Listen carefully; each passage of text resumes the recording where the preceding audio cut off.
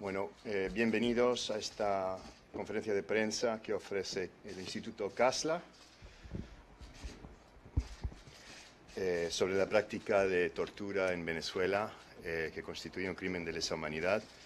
Primero escucharemos unas palabras introductorias a cargo del secretario general de la OEA, Luis Almagro, para luego escuchar a la doctora Tamara Sujú, quien es la directora ejecutiva del Instituto Casla, que presentará un informe al secretario general, y luego un testigo, funcionario desertor de la Dirección General de Contrainteligencia Militar de Venezuela, explicará la capacitación de oficiales de inteligencia venezolanos por parte de oficiales de inteligencia cubanos y cómo se ejecuta la tortura en los calabozos del DGCIM. Secretario. Gracias, Chris. A pesar de los avances en la legislación y la legislación internacional especialmente, que prohíben la tortura en todo momento, incluyendo en tiempos de guerra, todavía, lamentablemente, en nuestro hemisferio, no solo se sigue utilizando la tortura como instrumento de castigo y fuente de inteligencia, sino que su uso se ha expandido. En nuestro informe sobre la posible comisión de crímenes de lesa humanidad en Venezuela, documentamos cientos de personas con torturas psicológicas y físicas sádicas, incluyendo brutales golpizas, descargas eléctricas, asfixias, violación y otras formas de violencia sexual en contra de hombres y mujeres. En noviembre del año pasado, la abogada Tamara Sujú nos presentó nuevos casos de tortura que demostraban el recrudecimiento y agudización de la práctica, donde no solo torturaban y siguen torturando a víctimas por ser opositores, sino que torturan también a los familiares de las personas buscadas por el régimen para forzarlos a entregarse. Como hemos dicho, la aplicación de la tortura en Venezuela y también en otros casos no es circunstancial y tampoco ocurre en casos aislados. Ha sido utilizado sistemáticamente para dar castigos ejemplarizantes, para sembrar terror, para reprimir y tratar de suprimir la acción ciudadana, para ejercer o defender sus derechos y para castigar a la disidencia y a los opositores. Hoy escucharemos un recuento de lo que ha sido la represión en estos primeros meses del año, nuevos actores y nuevas evidencias descubiertas por el Instituto Casla en la metodología de la tortura en los calabozos de la Dirección General de Contrainteligencia Militar y el importante testimonio por parte de un exfuncionario del GCIM, ahora en el exilio, que pueda atestiguar personalmente sobre el uso de la tortura en Venezuela. El uso sistemático y generalizado de la tortura en Venezuela como parte del ataque en contra de quienes aspiran a recuperar sus derechos fundamentales y la democracia en el país constituye claramente, en su aplicación sistemática, un crimen de lesa humanidad que debe ser investigado ya. También quiero referirme al involucramiento de Cuba en Venezuela. El régimen cubano lleva años interviniendo en los asuntos internos de Venezuela para asegurarse que la peor sanción que recibe Venezuela al día de hoy, que es los envíos forzosos de petróleo que tiene que enviar a la isla, definitivamente constituyen el elemento fundamental que ha deteriorado primero y luego terminado con la economía y el sistema productivo del país. Esa es la sanción por la cual los venezolanos hoy no pueden comer, por la cual los venezolanos hoy no tienen alimentación. Pero no solamente eso, esto se hace a contrapartida de acciones represivas, incluida la tortura. La dictadura cubana ha acumulado 6 décadas perpetrando un sistema fracasado que impide a su pueblo disfrutar sus derechos políticos, civiles, económicos y sociales. Esto se ha trasladado en su intervención en Venezuela para exportar un modelo fracasado y mantener el flujo de petróleo. El testigo funcionario de GCIM redescribirá cómo el régimen cubano organiza cursos de inteligencia para oficiales de inteligencia venezolanos en todo el país. Hasta hoy la comunidad internacional, en general, ha internalizado y normalizado la dictadura cubana y su sistema represivo. No deberíamos aceptar esa situación, ni mucho menos esta flagrante intervención en Venezuela, que definitivamente completamente contrario a los principios y a las resoluciones del sistema interamericano, por estar apoyando y sosteniendo un gobierno ilegítimo.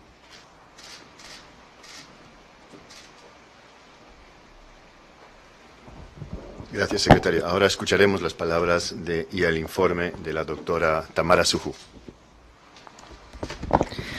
Buenas tardes y muchas gracias. Gracias al secretario general por recibirnos una vez más el informe del CASLA. La represión sistemática y la Comisión de Crímenes de Lesa Humanidad han marcado este primer trimestre del 2019 como el más duro y cruel a su alcance, por la masividad de las detenciones arbitrarias, por la ejecución de las torturas y la violencia sexual contra detenidos y personas perseguidas, que huyen de la represión, en las cuales también se encuentran menores de edad, personas de ambos sexos, civiles y militares, por la pública y notoria actuación de los paramilitares armados, ya basta de llamarlos colectivos porque son paramilitares armados, y la utilización de presos comunes para reprimir junto a organismos de seguridad y su involucramiento directo en los asesinatos de manifestantes, por las ejecuciones extrajudiciales dirigidas por grupos policiales como el FAES y la PNB, contra personas señaladas por haber estado en manifestaciones, a las que han ido a buscar a sus casas, en los barrios donde viven, y los han ejecutado incluso delante de sus familias.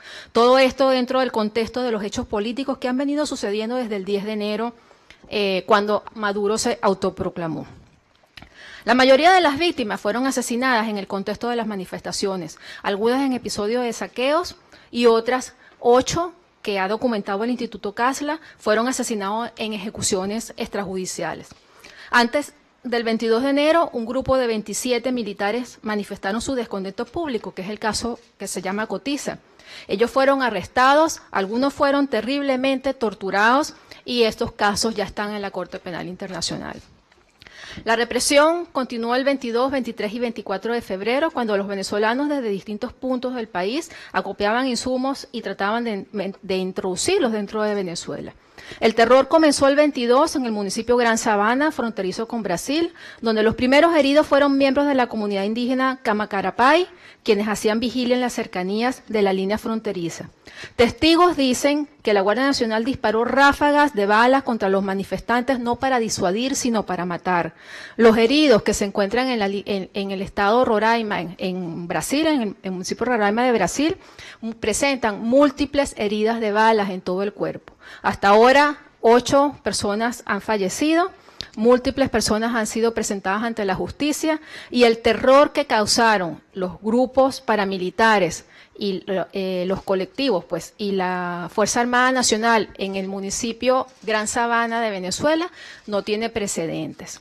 Han causado el destierro de una comunidad completa de indígenas que están ahora en el lado fronterizo con Brasil, a los que le dieron solamente 5 horas para salir de su comunidad.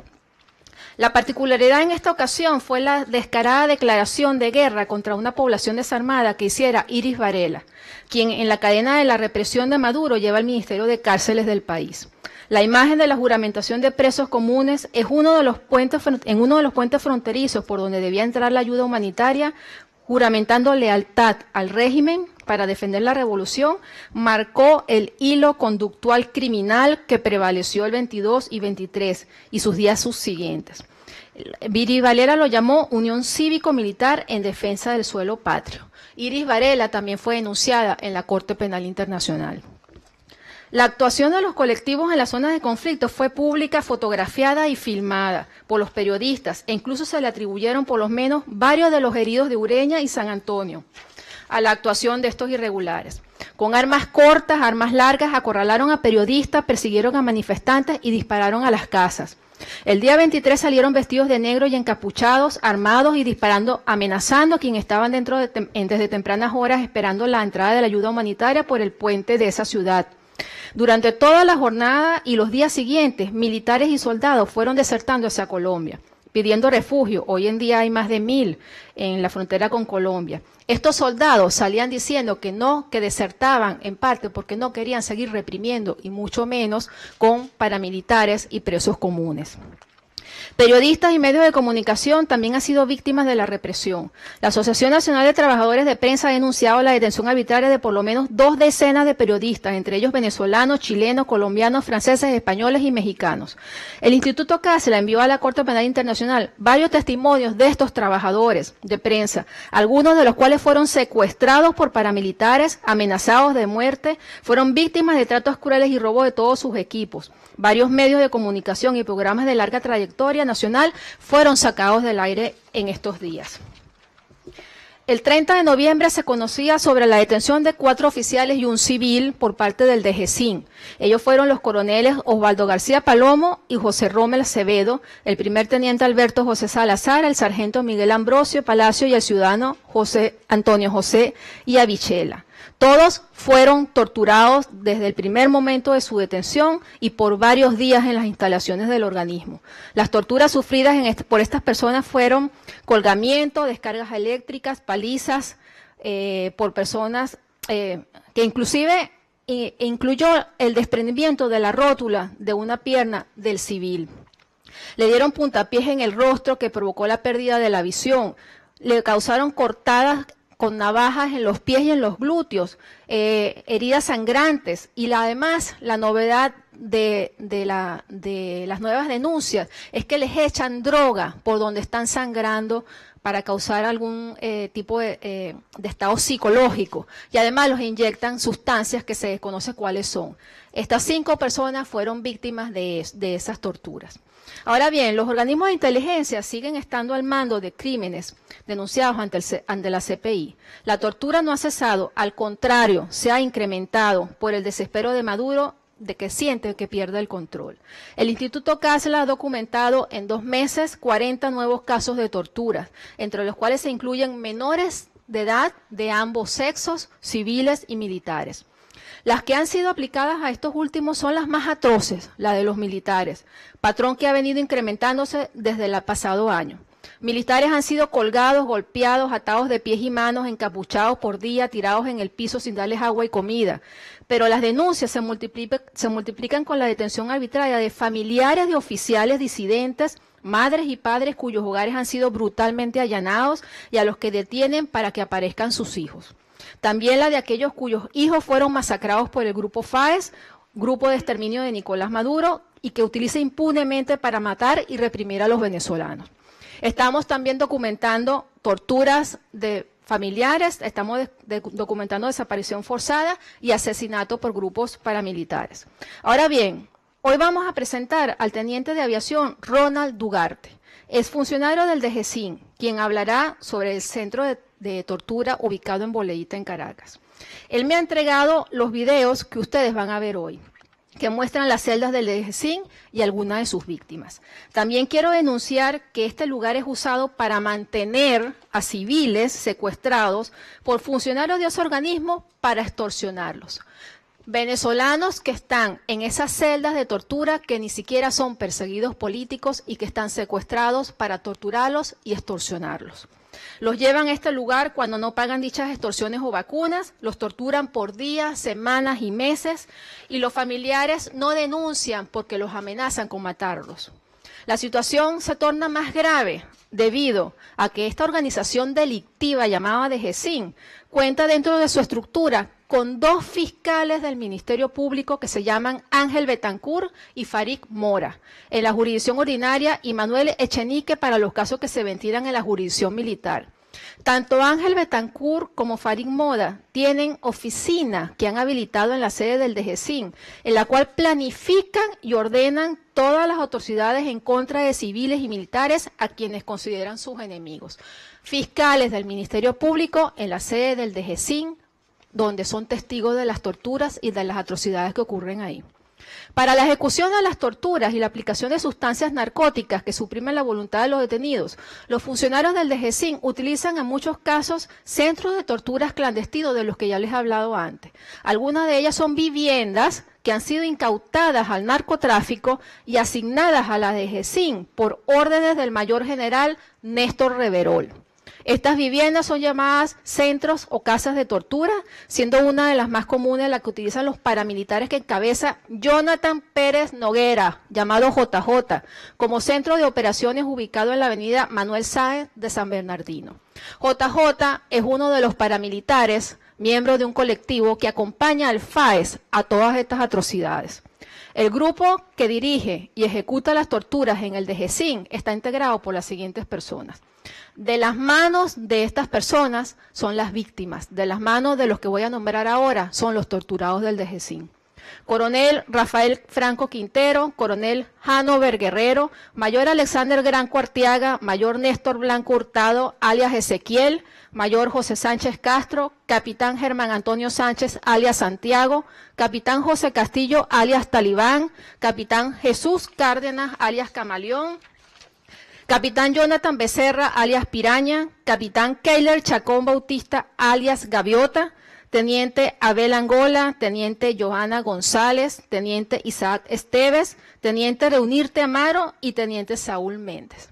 A continuación voy a dejar con ustedes al teniente que tiene mucho que contarnos. Adelante.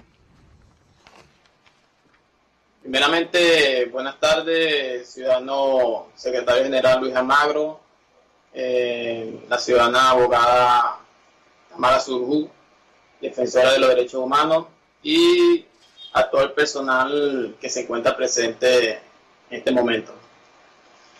Soy el teniente Ronald Alirio Dugarte Silva, egresado de la Academia Militar el año 2017, 7 de julio del 2017. Soy exfuncionario de la Dirección General de Contrainteligencia Militar, DIGESIM, hasta el 27 de febrero de la presente fecha 2019.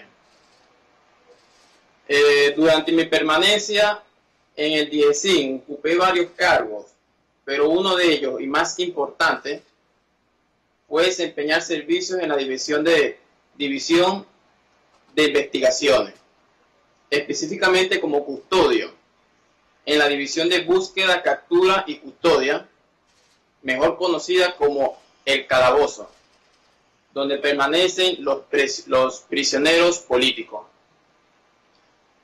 ¿Cómo fue mi formación militar en la DIGESIM con el personal de la Milicia de Inteligencia Cubana? En el año 2015, durante mi formación en la Academia Militar de la Aviación, fui captado por la Dirección General de Contrainteligencia Militar para realizar estudios de contrainteligencia militar en la ciudad de Caracas, lugar donde fuimos adiestrados, entrenados y capacitados por militares venezolanos y principalmente por la Milicia de Inteligencia Cubana,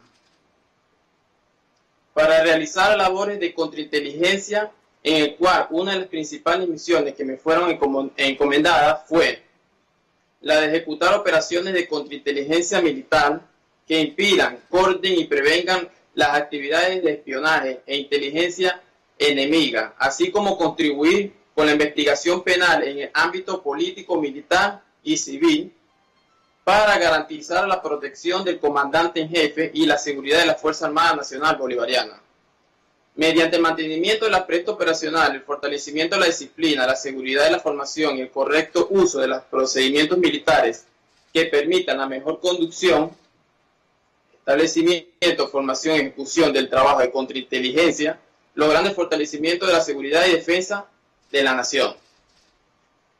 Otras misiones que teníamos que cumplir una vez estando en el área operacional es la de realizar labores de contrainteligencia como OSIN, Oficial de Contrainteligencia Militar, en las diferentes unidades militares de Venezuela, en el cual nos adiestraron en cómo poder estudiar las vulnerabilidades que tiene cada unidad militar, en cómo captar y reclutar a militares y civiles, principalmente la del comandante de la unidad militar, para así poder aprender algún traidor que no apoye los lineamientos políticos de la dictadura comunista. Ejemplo, algún militar que murmure, publique, opine o discuta en contra del gobierno es preso por no seguir ese lineamiento político dictador. Durante mi servicio en el área de operaciones como analista, la cual desempeñé el mes de agosto del 2018, observé con mis propios ojos cómo la Milicia de Inteligencia Cubana realiza misiones mixtas entre militares venezolanos y cubanos, para así poder ir a cada región de contrainteligencia militar, la cual nombro a continuación: Recín Capital, Recín Marítima Insular, Recín Guayana, Recín Oriental, Recín Central, Recín Los Llanos y Recín Los Andes. Cada una de ellas se encuentran a lo largo y ancho de Venezuela, la cual su trabajo es de monitorear mediante mecanismos de inteligencia todas las unidades militares de acuerdo a su área de responsabilidad. Al momento de que la milicia de inteligencia cubana ingresa a cada una de las RECIN antes nombradas, ellos le daban o dan órdenes a los generales que comandan cada RECIN y a cada uno de los analistas en cómo realizar el trabajo de inteligencia en cada una y siempre sembrando odio a cualquier persona que esté en contra del comunismo. La tortura del DIESIN y por qué decidí desertar. Luego de haber culminado mi servicio en el área de operación de la RECIN Los Llanos, el mes de agosto del 2018, me dieron la orden de ejecutar labores en la División de Investigaciones de la sede principal de la DIESIN, ubicado en Boleita Norte de la ciudad de Caracas. Una vez en la división, me dieron la orden de trabajar en la División de Búsqueda, Captura y Custodia, específicamente en el área de los calabozos, lugar donde permanecen los prisioneros políticos puestos por el régimen de Maduro. Una vez en el lugar, no me había imaginado ver tantas atrocidades inhumanas por las que viven los prisioneros. Por ejemplo, prisioneros durmiendo en el piso, prisioneros haciendo sus necesidades urinarias y fisiológicas en una botella de agua, prisioneros a los cuales no se les brinda de manera inmediata el servicio médico. Y la más importante, pero lastimosamente, es la de prisioneros siendo torturados. Durante los 6 meses que desempeñé el cargo como custodio, ayudé con lo que pude y tenía a mi alcance a los prisioneros sin que algún funcionario me descubriera, colocando en riesgo mi libertad y hasta mi vida. Durante los 6 meses de terror que viví en esa área de investigaciones, no pude ingresar en el área donde torturaban a los prisioneros, ya que solo era un área restringida, en el cual solo ingresaban personal autorizado, como el coronel Hanover Guerrero, mayor Blanco Hurtado, mayor Granco, teniente navío Abel Angola, capitán Cárdenas, capitán Becerra y muchos otros funcionarios que se encuentran en la lista del personal militar y funcionarios de la DGC.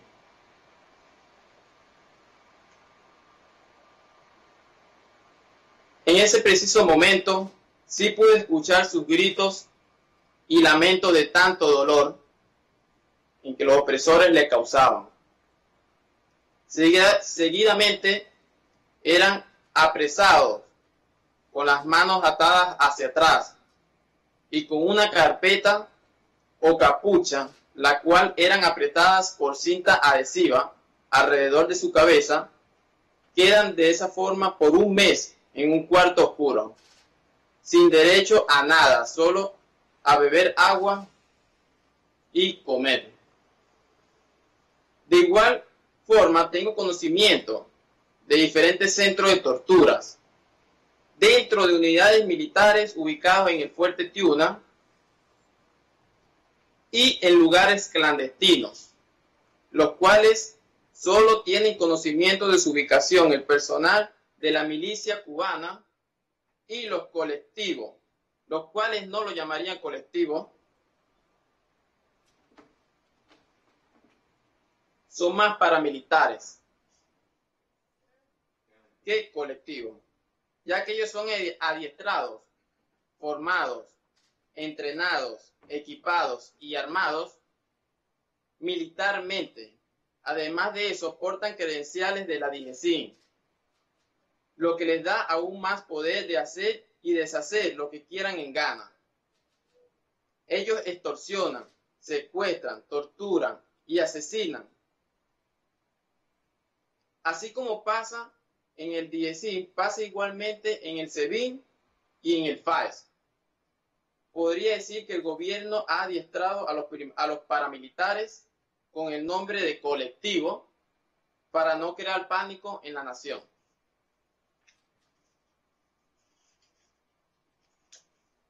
En varias ocasiones durante mi permanencia en el área de investigaciones, pude observar cómo el mayor Granco entregaba prisioneros que ya habían sido torturados. Yo personalmente hablé con un prisionero torturado y le pregunté, ¿en qué lugar fuiste torturado? La cual me respondió que no sabía, ya que él estaba totalmente vendado. Pero lo que sí sabía era que en ese lugar posiblemente se encontraban presentes individuos con acentos extranjeros de origen cubano. Ese prisionero me contó que los métodos de tortura por los cuales él fue sometido fue la de descargas eléctricas en diferentes partes del cuerpo, asfixias con bolsas plásticas, colgamiento con las manos hacia atrás, golpes contundentes en las áreas más vitales del cuerpo. De igual forma, en una de las ocasiones que fue torturado, me contó que fue inyectado una sustancia desconocida, la cual lo dejó aturdido por varios minutos mientras lo torturaban. Todos estos métodos son el mismo que utilizan los torturadores en el área de investigaciones de la DIGESIN. Al principio de mi servicio en el área, quisieron que yo también realizara actos de tortura y actividades inhumanas con los prisioneros, cosa que nunca permití hacia mi persona. Uno de los motivos principales por la cual decidí disertar es porque un prisionero, a la cual le brindé toda mi confianza, me pidió el favor de que yo le mostrara al mundo de lo que está pasando con los prisioneros políticos del régimen. Otro motivo por el cual deserté es porque no estoy de acuerdo con las torturas y las injusticias que pasan en el DIGESIN y lo que todos sabemos lo que está pasando en la población venezolana.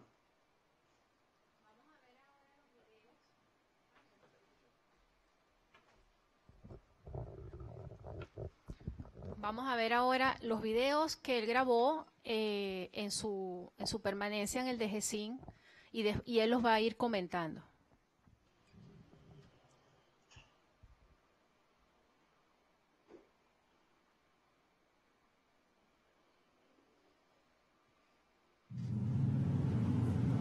En este preciso momento estamos en el área de los calabozos. Este es el capitán Caguaripano.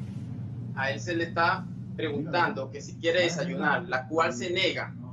¿Por qué? Porque no se le está brindando el apoyo y servicio médico, ya que él tenía varios días con ese estado en el cual tenía dolores estomacales y orinaba sangre. Franklin, vamos a escuchar un momento lo que él dice, lo que le dice al custodio. Ok. Estómago por dentro.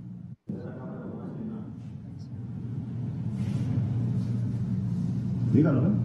¿Va a desayunar? No, no voy a desayunar. Tengo muy mal el estómago por dentro. Y hasta que no hable con el coronel para tramitar mis exámenes médicos, no puedo comer. Y estoy orinando la sangre. Aquí está la sangre que estoy orinando. Necesito hablar con el encargado de la investigación para poder entonces... ¿Qué?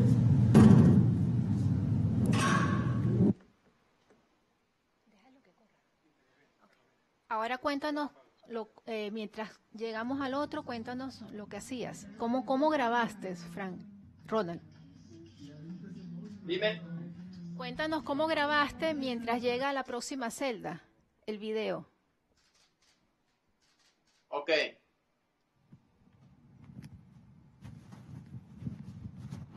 Cuéntanos cómo grabaste. Ok. En este preciso momento, en esa ocasión, me estaba guardando el celular en una área secreta que tenía en mi camiseta para poder grabar al coronel Mejías Laya, el cual fue torturado brutalmente durante su permanencia en la división de investigaciones. Todo ese video fue grabado clandestinamente en horas de la madrugada.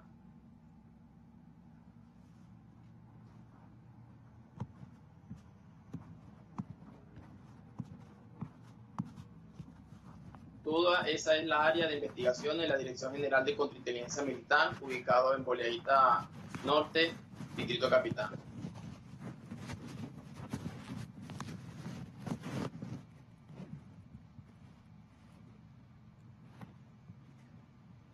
Este hombre que vemos a continuación es el coronel Mejías Laya. Él duró así, de esa forma, durante 30 días, atados con las manos acetradas y vendado totalmente.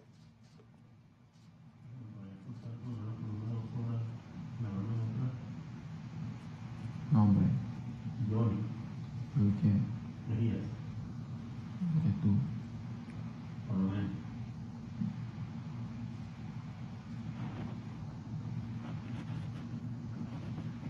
En ese cual él orinaba y hacía sus necesidades fisiológicas.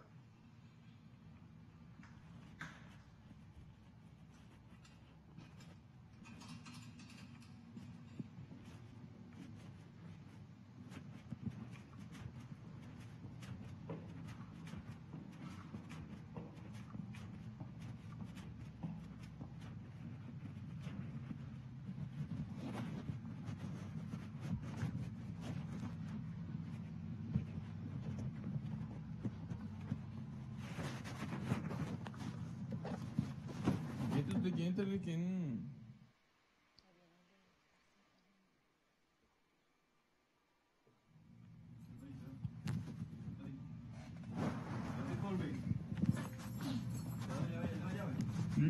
Ya.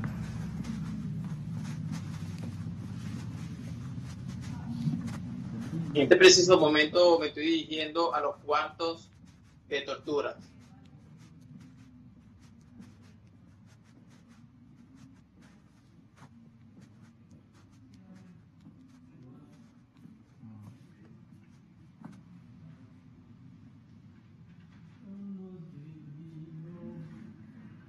En esa oportunidad, ellos me dieron la orden de preguntarle a los torturados en cómo se sentían.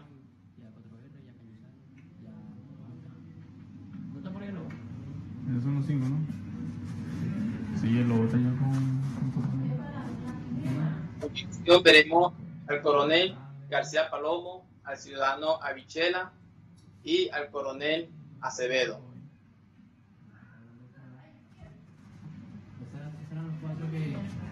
¿Cuál es el que tenía el hueco aquí? El de la mano. ¿Cuál es el que tiene la vaina, el de la mano? ¿Tú? La mano es aquel que está allá. ¿Qué te echaron ahí?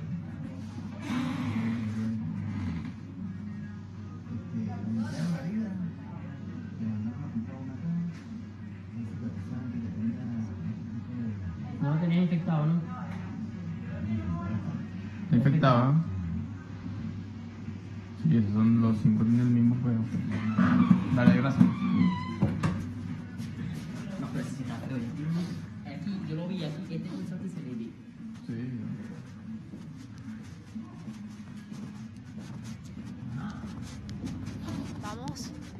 Vamos a dejar que corran las listas que él proporcionó, que son las listas del DGCIN, de todos los funcionarios que trabajan en la DGCIN de Boleíta, que son las listas que van a correr ahora, y además él trajo la lista de todos los detenidos del DGCIN con sus fotos, las listas que tienen en el DGCIN. Y que yo quiero decirles que esa lista, la lista de los funcionarios, la lista de los presos políticos y la filmación de esta audiencia, las vamos a consignar la semana que viene en la Corte Penal Internacional. Esas son las listas que van a correr, y yo quisiera darle el espacio a los periodistas si quieren preguntar mientras van corriendo las listas. Esas son las listas de los presos, para que ustedes los puedan ver. Ahí están incluidos también las personas que están de alguna manera secuestradas, que no son presos políticos y que están siendo extorsionados.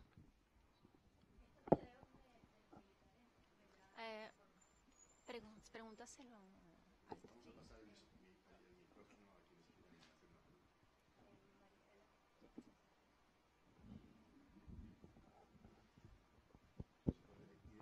Sí, claro, con gusto. Marisela Castillo, del diario Tal Cual. Todos estos videos que... ¿Cómo? Marisela Castillo, del diario Tal Cual. Todos estos videos que acabamos de ver en relación de los militares torturados, vendados, con las manos hacia atrás, ¿cuál es la fecha de grabación? Es entre el mes de enero, diciembre y enero.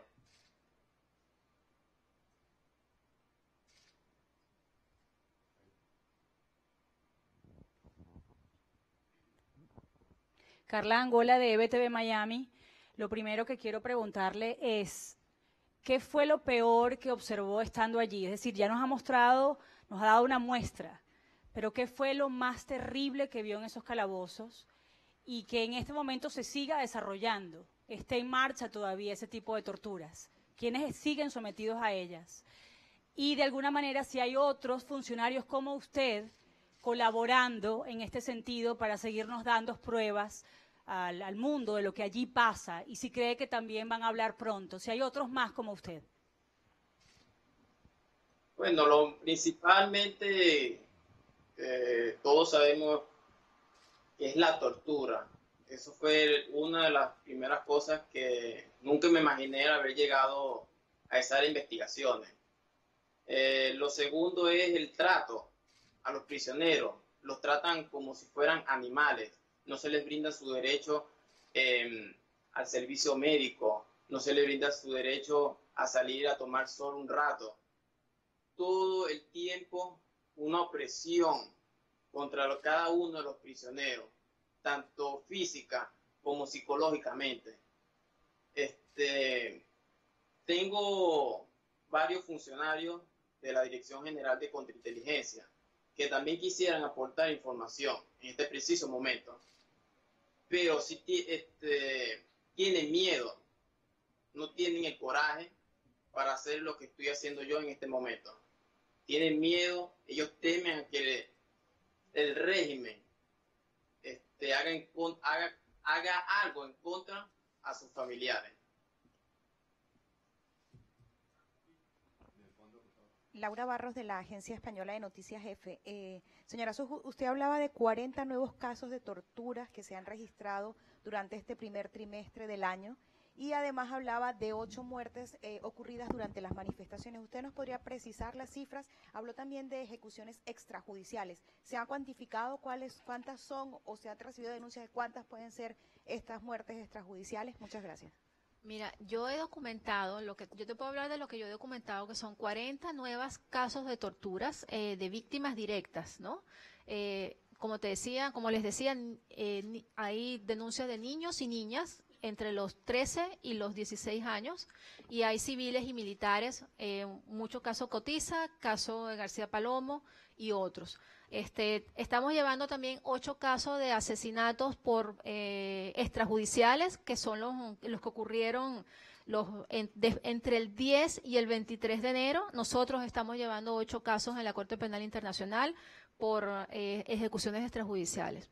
Hoy estaba dando, escuché de la oficina del Alto Comisionado una cifra altísima de ejecuciones extrajudiciales, creo que hablaron de 203, si no me equivoco, ¿no?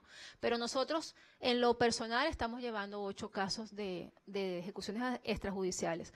Y también estamos llevando casos de personas que han sido torturadas después de haber sido detenidas, de los oficiales que han pasado la frontera a Colombia, que son disidentes y que como son disidentes han ido a buscar a sus familias y se los han llevado presos. Estamos llevando ahorita el caso de 5 familiares. No, de familiares de disidentes, de militares que han cruzado la frontera. 5 familiares. Ajá. De 5 militares. Sofía Pisani de TV Venezuela, quería conocer el número de detenidos que hay en esa sede de Boleíta y si hay también personas civiles detenidas allí. Ronald. Sí, el número está entre los 68 y 72 prisioneros. Hay prisioneros militares y también civiles. La mayoría de los civiles son secuestrados por el DIESIN, la cual están siendo extorsionados en este preciso momento. Hola, soy Luis Alonso de AP. Una pregunta al teniente. Yo vi que varios de esos videos, o por lo menos el último, hay alguien más que está como conversando contigo mientras tú tomas el video. ¿Me puedes hablar un poco de las circunstancias en lo que tú hiciste las grabaciones? Tú estabas ocultando la cámara no todo el tiempo, para parecer, hay momentos que tú expones el celular, no hay temor ahí de que te iban a descubrir. ¿Nos puedes hablar un poco de eso? Y otra pregunta para ti es, tú dices que no pudiste entrar al cuarto de tortura porque era un área restringida, entonces entiendo bien que tú no viste ningún acto de tortura directamente, solamente recibiste testimonio de presos que dijeron haber sido torturados, pero tú no presenciaste tortura directamente, ¿verdad? Una cosa, perdón, es importante que sepan que cuando él grababa nadie sabía que lo estaban grabando. O sea, él escondía siempre el celular. Pero en el último parece como que estaba en la mano el celular. O alguien habló contigo, ¿no? Eso es importante, si lo puedes aclarar. Bueno, la primera grabación en la cual se encuentra presente el capitán Caguaripano, ese video fue grabado por orden del coronel Franco Quintero, por el que el capitán se estaba negando a desayunar. Pero los demás videos sí fueron grabados clandestinamente, en el cual yo en mi uniforme, yo creé una especie de bolsillo en el lado derecho. Ahí yo escondí el teléfono clandestinamente. Claro que se me veían grabando en un momento al personal torturado, posiblemente y seguramente estuviera preso en este preciso momento. Pero no presenciaste tu tortura directamente. El personal que estaba conmigo en ese momento que estaba grabando al coronel García Palomo y al coronel Acevedo, era un custodio que estaba de guardia en ese momento, mas él no sabía que yo estaba grabando en ningún momento. Sí, Jorge Agobián de La Voz de América. Quisiera preguntarle al teniente varias cosas para clarificar solamente. Primero, ¿en qué año dice que comenzó adiestramientos en el año 2015?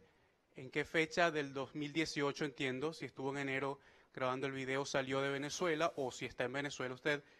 Y la otra pregunta que quería hacer es si dan nombres de militares venezolanos, si hay nombres también de militares o de miembros de la inteligencia cubana. Como les dije, me gradué el 7 de julio del 2017. Los videos fueron grabados entre diciembre del 2018 y enero del 2019. Mi cargo en la división de investigaciones fue desde el mes de agosto del 2018 hasta el 27 de febrero del 2019.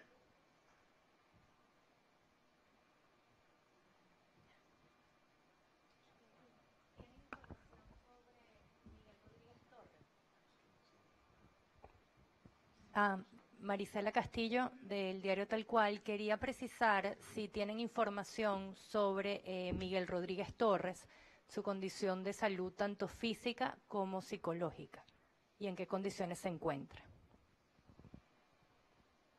La condición en la que se encuentra Mayor General Rodríguez Torres es una condición, podría decirse, muy desfavorable. Una condición en la que está él, está muy grave. Él está siendo atendido semanalmente por fisioterapeuta, en el cual le está brindando su apoyo médico. Pero grave, ¿por qué? ¿Podemos precisar eso? ¿Cuál es la condición específica de Miguel Rodríguez Torres? ¿Por qué está siendo atendido por fisioterapeutas?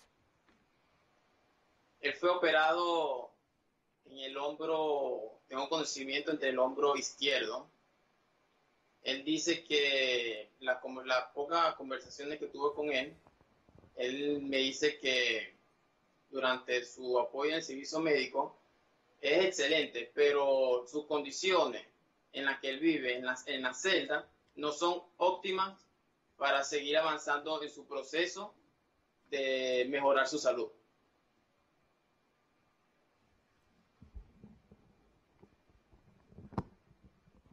Bueno, muchas gracias a todos. Muy agradecidos al teniente por aparecer por Skype. Gracias a la doctora Suju y al secretario general. Se levanta la conferencia de prensa. Gracias.